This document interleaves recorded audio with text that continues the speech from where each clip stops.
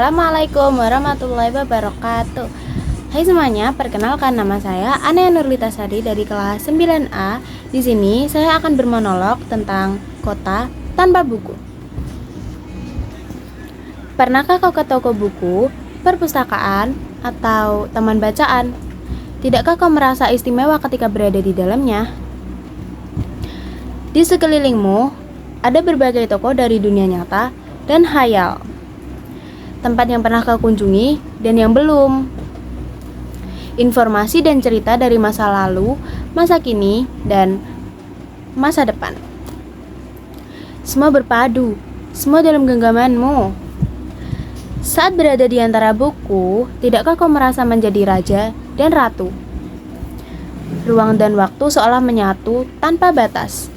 Kau bisa terbang melintasi sekat negara dan melewati berbagai zaman. Kau bisa menyelam ke dalam samudra, melayang di angkasa, bercanda dengan aneka satwa, dan berkelana di tengah padatnya kota, juga di rimba raya. Kau tahu, buku adalah jendela dunia, kunci pengetahuan, dan pintu wawasan. Muhammad Hatta, sang proklamator, berkata, "Aku rela di penjara asalkan bersama buku, karena dengan buku aku bebas." Melalui buku, manusia terbebas dari ketidaktahuan. Tempat-tempat yang dipenuhi buku adalah harapan berkembangnya pengetahuan dan wawasan.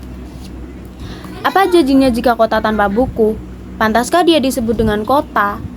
Di kota itu, mungkin kabar datang dari sumber lain, dari koran, televisi, atau internet. Mungkin informasi dan cerita datang dari cerita nenek moyang, bagai dongeng-dongeng sebelum tidur. Irama warganya pun tiada beda. Bangun pagi, bertebaran di muka bumi untuk berbagai keperluan, untuk kembali pulang siang atau sore harinya. Setelah itu, mereka berangkat tidur dan memulai lagi hari berikutnya. Semua serupa. Di kota itu, mungkin ada bangunan bernama perpustakaan. Di dalamnya, buku-buku berderet dalam rak yang tak terjamah. Tiada tangan meraih dan membuka halaman demi halaman dengan sukacita.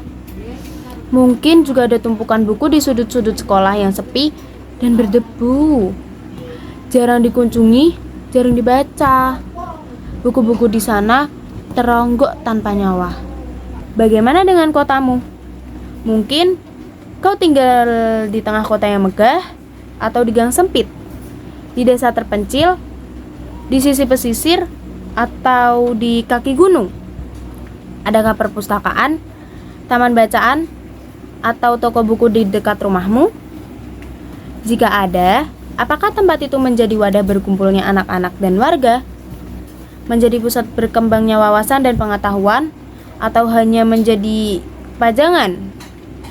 Maukah kau menjadi orang yang menghidupkannya? Kau bisa mengunjunginya dan mengajak teman-teman membaca dan berbagai cerita di sana. Jadikan tempat itu sumber kegembiraan dan pengetahuan.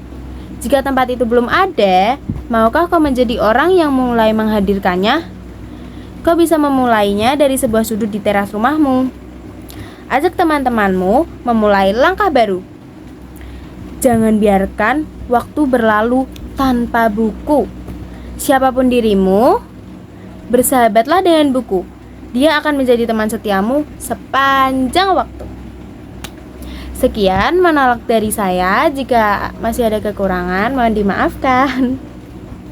Wabillahi taufiq wal hidayah. Wassalamualaikum warahmatullahi wabarakatuh. Bye-bye.